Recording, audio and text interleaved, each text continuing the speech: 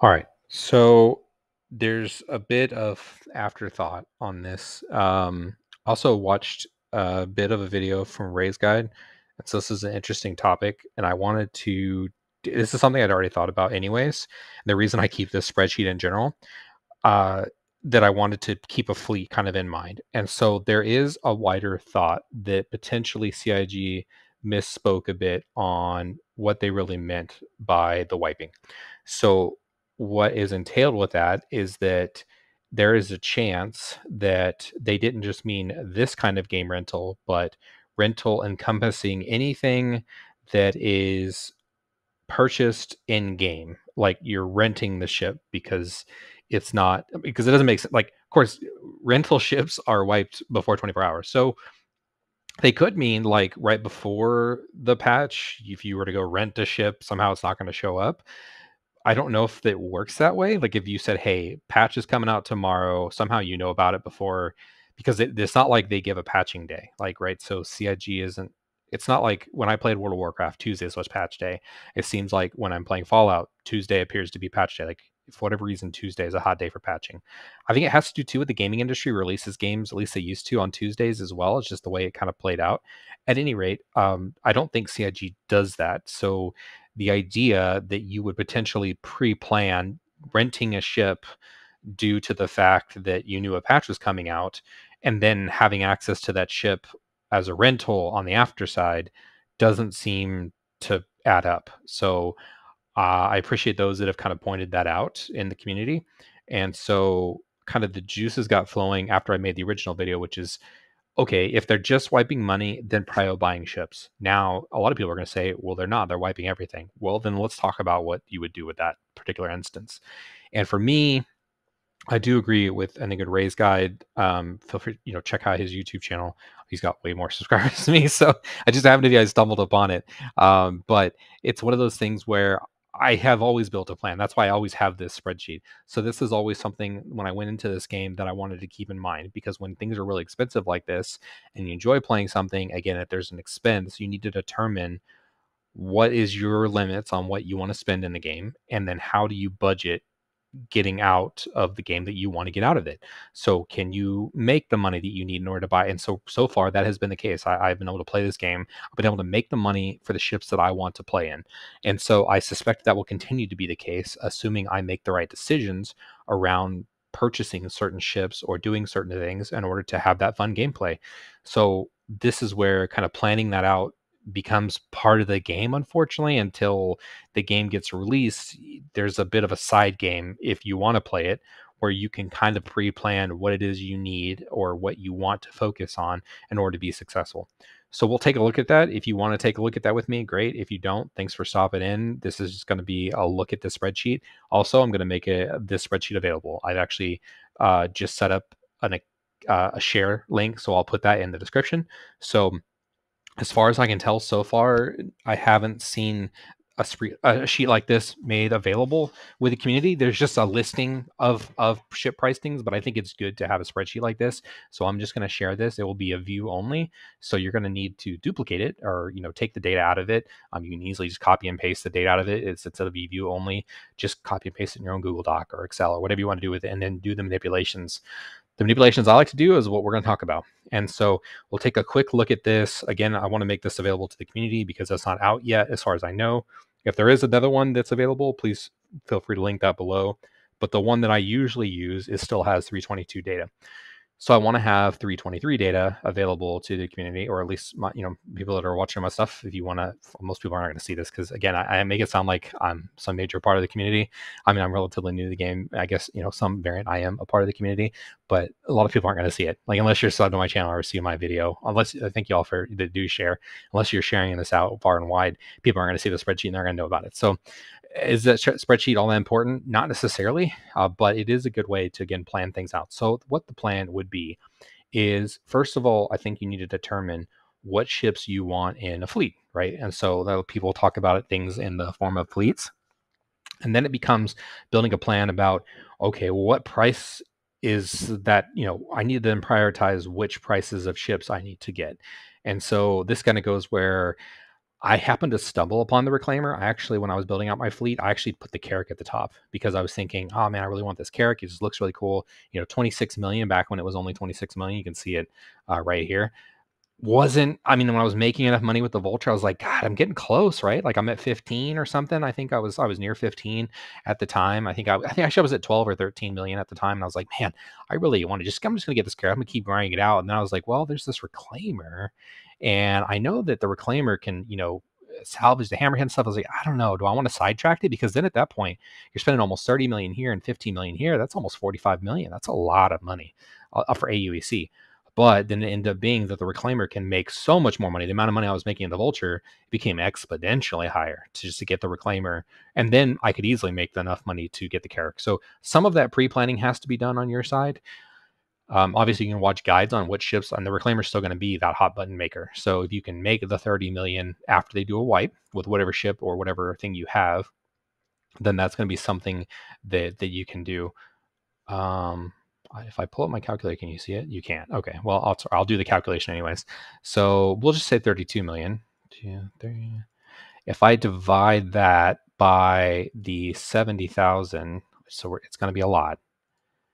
Ooh, 450. So over 450. So you'd have to do that mission a lot in order. So the way that current mission is nerfed is if you could continue to do the cleanup missions, if they're about 70,000, I think now. So you have to do that mission about 450 times to be able to buy the new reclaimer price. That's crazy. It's so much money. But anyways, yeah, you got to build out a plan on which ships you want to get into, and then which of those ships can make you more money to get into the next ship. But I think it's just going to be a matter of coming in here, highlighting the ships that you think you're going to enjoy the most.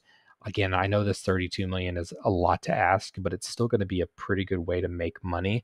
Now, you could save obviously by not having to invest 32 million. Maybe you start with, well, again, one of the Aries or something like that, right? So, or C2 is actually is still not even that much.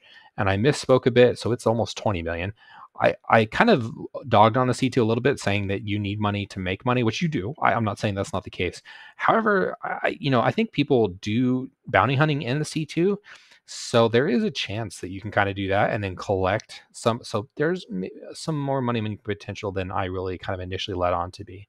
So there's a chance here that is still getting the C2. Again, this is assuming that they wipe not only your AUC now, but they also wipe your ships. Again, assuming that what the rental ships means that they mean any ship that you've purchased with AUEC. So if that's the case, my other video doesn't apply as far as buying those ships ahead of time. It really is going to come down to purchasing ships after the wipe. And so you're stuck with your original ship, which I still kind of hound on the fact that at least just the starter ships is generally fine.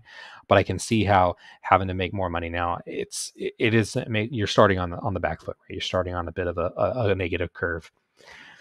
So it's going to be a process of going through this list, determining which ship you want to purchase and how much money that could potentially make you. I think another good call out here is the Taurus, which I was picking the wrong ship here. 8 million isn't terrible. When you're looking at what the Taurus offers, it offers a fair amount of trading. Let me freeze the top row. Sorry, I'm kind of doing this and it's a little challenging because I haven't frozen the top row, row 1. So when I go take a look at the Taurus, this is an example of a ship where you can do a fair amount of, I mean, it's almost 200 SCUs. You could potentially do some trading with it. You could do some bounty hunting with it. For 8 million, it's a nice ship. So that's an example where you want to do some pre-gaming on the patch coming out. And maybe the pre-gaming means have a drink because you're realizing how much work you're going to have to do in order to catch back up. But again, as I stated in my other video, trying to get this ship in a matter of hours after a patch drops, it doesn't make the game as fun, right? Because then you're measuring the gameplay in hours and how quickly you can get into a new ship. Really, it should be in days. Like you should say, okay, well, this week, this couple of weeks, this month, really, it's kind of more months, right? Because that's how most MMOs work. When I look at I just got done doing raiding in Classic WoW with my my guild and my friends, and we spent months in there, right? So like, we're like, oh man, I'm gonna get all the gear I want. Same thing here. I want to buy the ship I want. Well, you don't just buy it the first run. Like you don't get all your gear. You can. You could literally pay for that. That's actually part of the problem with World of Warcraft these days. You could buy gold and you could buy it in your first run. You're just not going to get lucky with all the drops, right?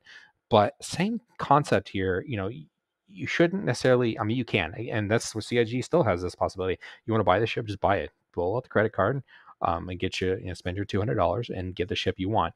All that being said, I think choosing to do this isn't necessarily a killer to say, oh, let's focus on getting the money necessary. So if I look at, I'll say 8 million five, so let's say 8,500,000 or 50,000, and I divide that. So what I'm dividing it by right now is the 70,000 because that's how much they've nerfed the ship to. Sorry, they've nerfed that mission to. But in 323 so far in my testing, I've still been able to do the cleanup missions and do the thing where you go, like my guide shows, where you just can drive it off the lot. So you get into it and you do the towaway, but by its own propulsion. So doing this mission is going to be 115 times, which sounds crazy. That sounds super unfun, right? I get that. It sounds unfathomable, but really 115 times isn't like an undoable amount. So doing that mission 115 times, again, that sounds, maybe I'm like really off key here, but if you wanted to do that mission that many times, I'm going to divide it by 5 because I think you could do that mission easily 5 times in an hour. That's 23. So we're looking at 23 hours. So if you said, okay, hey, look, Guardian, I want to get the Taurus because it's going to unlock the ability to do some SU trading. It's going to allow me to do some bounty hunting. It's going to allow me to just get around and have a nice ship to like get around with. It's going to have a fuel tank. It's going to get me A to B. Obviously, that's not a big deal yet because Pyro's not out. Pyro is not out. But if you wanted to do quite a bit in the game, I think the Taurus has always been something I've been looking at because I liked the Andromeda when I first, and so you could step up there. It's only extra 2 million. But if you're really keeping it, bottom dollar, again, the reason of the spreadsheet is to take a look at the pricing, target in on the ships that you think will make you, and you can watch guides on these ships, right? So look at a ship and go, man, no, Guardian, like you're talking out your bum right now. I want no part of the Taurus. So that's easily right. Okay, well then we'll go look up the Drake Corsair or something, right? And here's another good example. This is even less expensive. So this goes back to making up now, but you can trade less here, right? So you're at 72 SCUs. So you really want to focus on doing some bounty hunting. This is a bit of a glass cannon compared to the Connie, and it has less missiles and stuff. I would also have a less cost as far as, but again, it's taking a look at this spreadsheet, taking a look at ships that are going to be enough of a moneymaker and something that won't break the bank. Because again, if I compare it to something like the Ares, I like to do runs with the Ares when I'm doing bounty hunting. They look cooler. They fly. They're more fun to fly. They have cool guns on them. I like using the Inferno because it reminds me of the A2, the A10. But at the end of the day, the Ion is even better because you don't have to go rearm every time. So it's one of those things where it's fun, but then I can't actually carry any cargo on it. So if I'm doing bounty, I'm just doing it just to have fun, just to blow stuff up. So if I'm comparing that to something like the Corsair, it's no argument. It's better to have the Corsair. So spend the extra, almost not even 2 million here, right? Spend the extra a little over 1.5 million here and just get the ability to actually carry cargo and stuff. So those are the kinds of things you have to look at when you're looking at spreadsheets and numbers like this, is trying to determine, okay, I'm going to make a list. And so you just start a new sheet down here, press this little button, add a new sheet. Again, you need to copy this information to a separate spreadsheet, your own Google Docs for free if you'd like to, or you might have set up a Google account. I guess it's not totally free. You got to give Google your information. Tell them about your firstborn, send them some blood, whatever you got to do in order to get a Google account going. Or get Microsoft. So anyway, there's a number of ways to read these CSV files, these comma separating values. Get this file going, drop this information in there, and then start with the spreadsheet and start with the prior list of top 5 ships that you want to be able to purchase. And maybe that 5th one is the reclaimer. Maybe the first one's a reclaimer. And you're like, I'm just going to grind out and get the reclaimer. I'm going to skip all the hoopla in the middle, right? I just want to work right from the top, tippity top there. I'm going to put one ship on, it's going to be the reclaimer. Then do that. But put a few ships on there. Again, I think 5 is a reasonable amount. What does that 5 do for me? It just gives me a not a crazy amount, but an amount that I can kind of work towards. But but target that list with the idea that, you know what, I need to pick a ship that allows me to do it one thing I really want to do, or do a couple things that I might want to try. So sorry, I tried to cough and I tried to mute it. I have a problem with coughing, if you haven't noticed. I think it's a bit of a VA disability thing, but the VA disagrees. At any rate, yeah. So the constellation, the Taurus here. It's one of those things where, again, I've always kind of eyeballed this ship because I think it can do quite a few things. Again, if I compared it back to the Corsair, it's similar in price, and so obviously the Corsair is cheaper. So if you just want to do bounty hunting and pick up some of that cargo, it's probably the Corsair is probably a better buy here. But if you want to be able to maybe sometimes just like take a break and do some cargo runs, then maybe the Taurus is the better option. And then, maybe you just save up in general. It's still like twice as expensive, I think, for the C2. So if I go up to Crusader, I'm like having to talk out loud here so if I go to the C2, yeah, there's an extra 10 million just to get into the C2. So yeah, it really comes down to, you got to make a list and kind of prio it down and figure out what it is you want to buy. Now, I get it. It's like taking steps. It's, again, like I was talking about before, with the rating piece. I kind of get into it, but most people are not going to just, especially if you're working with the group, right? So I get it. When you go back to talking about regular MMOs, something like World of Warcraft or something like that, sure, if you have someone else that has other ships, you can just work into the highest raid. But typically speaking, you got to work up the raids, right? You don't get to just start in the highest raid. That's not how that works. Now, obviously, again, other people can carry you. That's a separate issue. That's a separate thing. So if you have someone that you can work with that can, has a reclaim or something, work with them, and you can make more money. Again, you'll still make half of as much as they make now, which is plenty of money, day after day in, day out, hour after hour, in order to buy whatever ship you want to buy. But at the end of the day, when you're looking at buying ships, if it's just yourself most of the time, or it's gameplay loops that you want to take part in that you don't, again, have other people play with. I like to play this game fairly solo as well. I did kind of with World of Warcraft, except for some of the rating and in-game experiences. When you're doing some of that stuff, you realize you have to start, you got to walk before you can run, unfortunately. And that's how this game should generally work as well. I mean, I do generally agree. I wouldn't want everyone to just, it's hard to say, I mean, because I don't necessarily want everyone buying this stuff. I mean, I don't want to see people wasting money on it.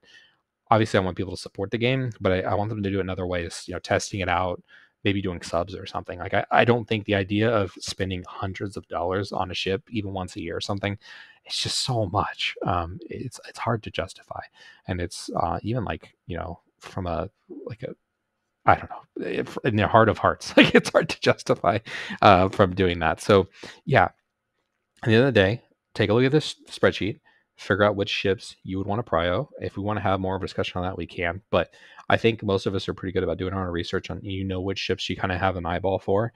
We definitely could have a deeper discussion around why I built my fleet ships, and maybe I put my fleet. I don't think putting my fleet in here is going to be super meaningful. I think the fleet thing is built on each person's idea, because there's some people who just hate the reclaimer, and they don't want to play with it, and they don't want to use it. So even if it's the best moneymaker and they don't want it, it's just not having fun with it. So this is a game after all. You need to have fun. So if I'm suggesting, hey, everyone get a reclaimer, which I kind of did earlier, if you don't like the reclaimer, don't get it. Like, it's going to be a waste of $30 million. So almost $32 million. Then buy two other ships that, because you could buy two other ships with this money at more. You could buy more than that. But in some instances, you can buy, even if you got bigger ships like a C2 or something, you can almost buy two.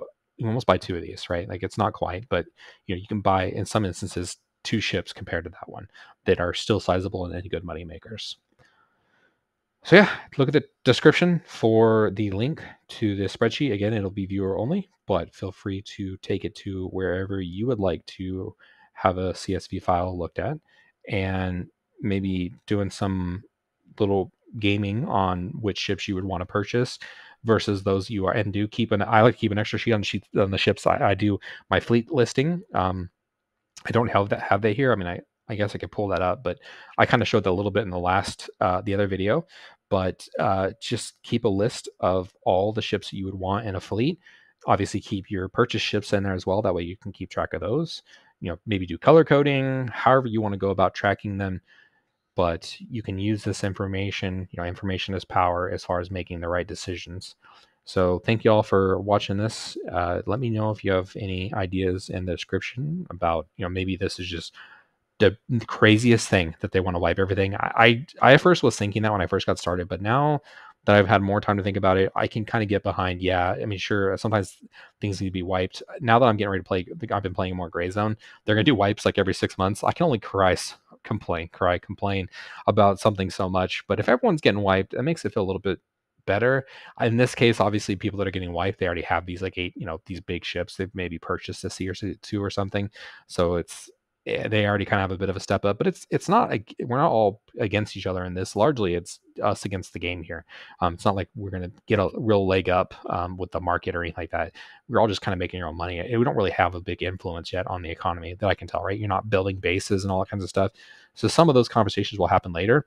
And I think right now, the best goal, if you're interested in playing the game, now, if you don't want to do any testing, then don't. I get it. I can respect that. Wait for the game to come out if it ever comes out, right? I love people can make that joke too, but wait for the game to come out and then see what it's all about. But if you want to continue to play it, you're having a good time with it, then play whatever amount of time you want to play with it is, and then go about purchasing the ships that you think are going to be important for a fleet. And you're getting a test now to see which ships are going to be important for a fleet. Like, this is an opportunity to rebuild that fleet listing. You get to do it every time they do a wipe, where you go, okay, you know what? I bought it. I'm going to end up buying all the ships. So I'm going to rebuy all the ships anyways, regardless of how they do this wipe. And then I can already tell myself, man, I bought this ship and it was in my fleet and I don't like using it. I mean, I have no energy to take it out whatsoever. So, anyways, that's a quick look at what is going on if they decide to do a complete wipe. Thank y'all for watching and stepping in. Thanks for those that have commented and subscribed, and I appreciate y'all taking the time to take a look at this content. I'll catch you next time. Peace.